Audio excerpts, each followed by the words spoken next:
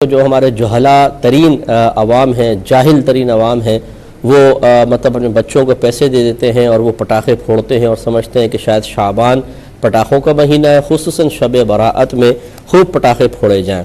یہ بدعت سیئہ ہے، یاد رکھیں، پٹاخے پھوڑنا یعنی ایک ایسی بدعت ہے کہ جس کے بارے میں سرکار نے فرمایا کل بدعت ضلالہ وکل ضلالۃ فی النار۔ تو چونکہ یہ ہمارے نبی کے کوئی طریقہ نہیں ہے، نہ سنت ہے، نہ یہ کوئی شعبان کی راتوں میں پٹاخے پھوڑنا کوئی طریقہ مسلمانوں کا طریقہ ہے، انتہائی اذیت ناک طریقہ ہے۔ یعنی میں نے ایسی عورتیں دیکھی ہیں، بچوں کو پیسے دے کر کہیں گی یہاں نہ پھوڑنا، آگے جا کے پھوڑو، ہمارے سر میں لگتی ہے۔ اس کا مطلب یہ ہے کہ آپ اتنی نازک ہیں کہ آپ کے سر میں آپ کا بچہ پٹاخہ پھوڑے تو تکلیف ہوتی ہے، دوسروں کی تکلیف ہی نہیں ہے۔ اور اگر کوئی بچہ آپ کے گھر کے سامنے پٹاخہ پھوڑ کے چلے جائے تو جو اس کی پھر ساتھ نسلیں کھنگالی جاتی ہیں وہ بھی کسی پہ مخفی نہیں ہے۔ اپنا بچہ پٹاخے پھوڑ رہا ہے، دوسرے محلے میں جا کے ناک میں دم کر رکھا ہے، لیکن اس کو نہیں منع کریں گے بلکہ پیسے بھی دیں گے۔ تو اچھی طرح یاد رکھیں کہ اپنے بچوں کو روکنا واجب ہے، یہ بالکل بدعت سیئہ ہے۔ ایسا اگر وہ کرے گا تو بچے اگر نابالغ ہیں تو وہ تو قابل گرفت نہیں ہوں گے، بڑے قابل گرفت ہوں گے اور ان کی شدید گرفت ہوگی۔ اور پھر آپ نے دیکھا ہے کہ کئی دفعہ یہ پٹاخے لے کے دوسرے پہ پھینک دیے جاتے ہیں، کسی کی آنکھ خراب ہو جاتی ہے، کسی کا کان۔ ایک بچی کا میں نے اخبار میں یا خبروں میں مجھے پتہ چلا تھا کہ کسی ایسی شرارت کر کے اس پہ پٹاخہ پھوڑا، آنکھ کے پاس آ کے پھوٹا تو اس کی آنکھ خراب ہو گئی تھی۔ اب لڑکی کی جو بیچاری ابھی کنواری ہو، شادی شدہ بھی ہو تب بھی مسئلہ ہے، اور کنواری بچی کی آنکھ خراب ہو جائے تو اب وہ ساری چہرے کے اوپر ہے، جو اب چہرے سے انسان متوجہ ہوتا ہے، ساری زندگی کی کہ اذیت دی ہے۔ اتنا بڑا گناہ کبیرہ، اتنا بڑا گناہ کبیرہ ہے کہ یہ جب قبر میں جائیں گے تو ان کو پتہ چلے گا۔ اگر یہ توبہ بھی کر لے نا اللہ کی بارگاہ میں تو وہ اس وقت تک مقبول نہیں جب تک یہ بچی معاف نہ کر دے، ورنہ پھر ان کو دنیا کے اندر انجام پتہ چلے گا اور پھر آخرت موت سخت آئے گی اور قبر میں بہت سخت برا انجام ہے۔ پھر میدان معاشر میں جب اس کے سامنے کھڑے ہوں گے تو ان کے تمام مستیاں اور شرارتیں نکلیں گے اچھی طریقے سے، اور سخت سزا دے کر اللہ تبارک و تعالیٰ اگر ناراض ہوا تو وہیں پر ذلیل و رسوا کر کے پھر جہنم میں داخلہ عطا فرمائے گا۔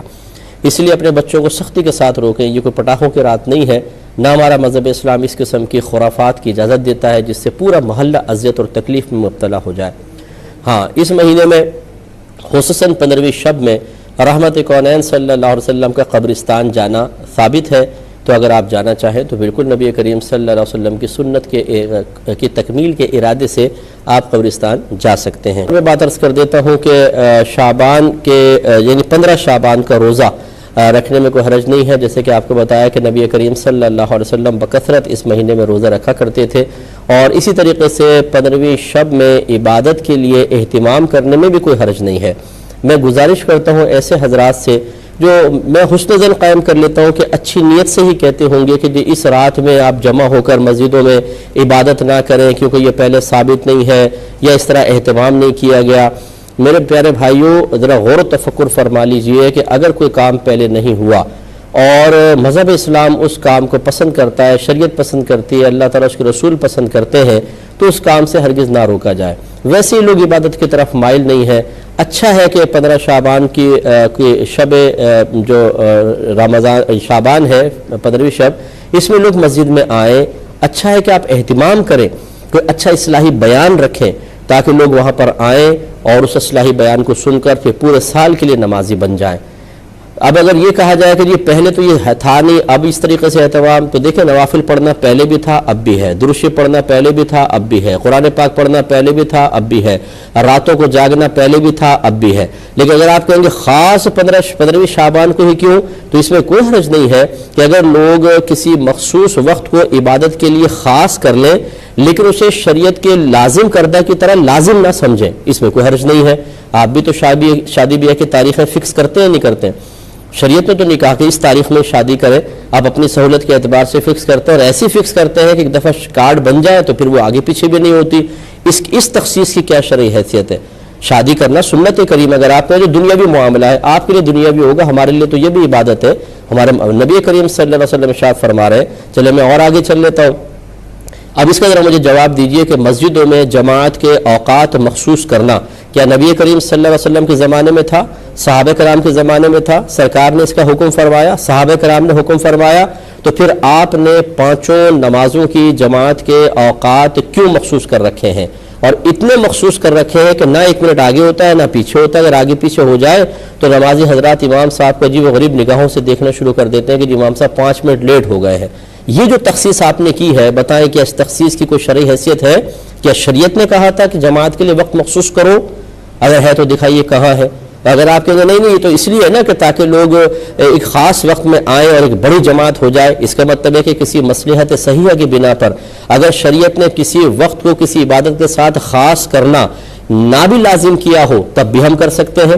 یہ تو آپ خود مطلب جواب دے رہے ہیں. تو اسی طریقے سے اگر 15ویں شب کو علماء اجازت دے عوام الناس کو کہ ٹھیک ہے آپ مسجد میں آئیں، خرافات سے بچیں، بستر پہ سونے سے بہتر ہے کہ مسجد میں آئیں، نوافل وغیرہ پڑھیں اور اللہ تعالیٰ کی بارگاہ میں توبہ کریں، اصلاحی بیانات سنیں اور آئندہ کے لیے اچھے منصوبے اچھے ارادے بنائیں. بتائیے اس میں کون سی شرعی قباحت ہے؟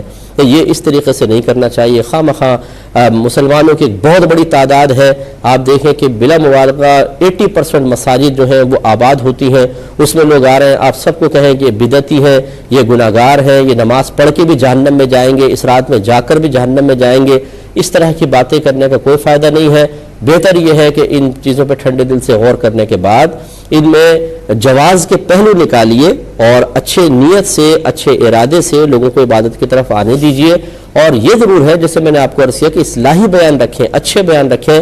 اور میں تو دیکھتا ہوں میرے بیان ہوتے ہیں الحمدللہ، میں جاتا ہوں مساجد کے اندر، اس دفعہ بھی غالباً میرے 2 یا 3 بیان ہوں گے ایک ہی رات میں.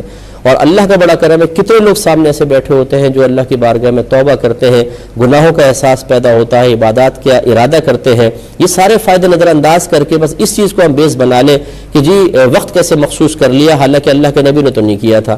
تو جماعت کے لیے وقت مخصوص کر لیں کوئی بات نہیں، شادی بیاہ کے لیے کر لیں کوئی بات نہیں، ولیمے کے لیے کر لیں کوئی بات نہیں.